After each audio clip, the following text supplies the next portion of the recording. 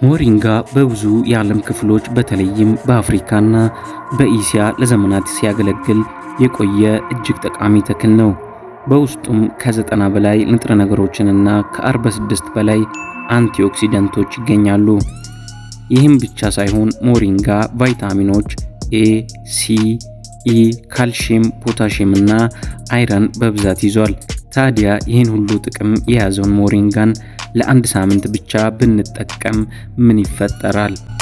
እስከ መጨረሻው ድረስ አብራችሁኝ ቆዩ። ቪዲዮን ላይክ በማድረግ እንጀምራለን። ለቻናሉ አዲስ ከሆናችሁ ሰብስክራይብ በማድረግ ቤተሰብ መሆን ትችላላችሁ።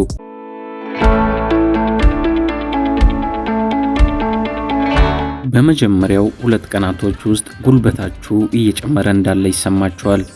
በውስጡ ያለው ከፍተኛ መጠን አይረን እና ቫይታሚን ቢ ሰውነታችሁ የበለጠ ንቁ እንዲሆን ይረዳሉ። ከ3 እስከ 4 ቀን ባለው ሰውነታችሁ ከሞሪንጋ ጋር በደንብ እየተላመደ ይመጣል። የደም ስኳር መጠን በተወሰነ ደረጃ ይቀንሳል፣ የተረጋጋ ያደርጋል። በተጨማሪም በውስጡ ያሉት አንቲኦክሲደንቶች ሰውነታችሁን ከጉዳት ይጠብቃሉ። ደስ የሚለው ለውጡ ይታወቃቸዋል። ሞሪንጋን እንዴት እንደምትጠቀሙ የሚያሳይ ቪዲዮ በቀጣይ ቪዲዮ ሰራላችኋለሁ።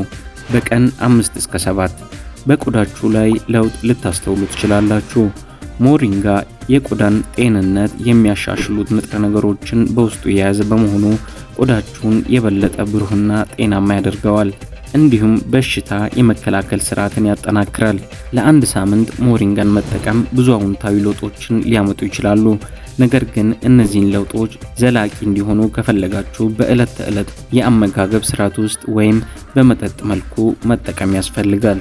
ማሳሰቢያ፣ ሞሪንጋ በአጠቃቀም ደህንነቱ የተጠበቀ ቢሆንም የጤና እክል ካለቦ ወይም የተወሰኑ መድኃኒቶችን የሚወስዱ ከሆነ ሞሪንጋን ከመጠቀም በፊት ሐኪምን ያማክሩ።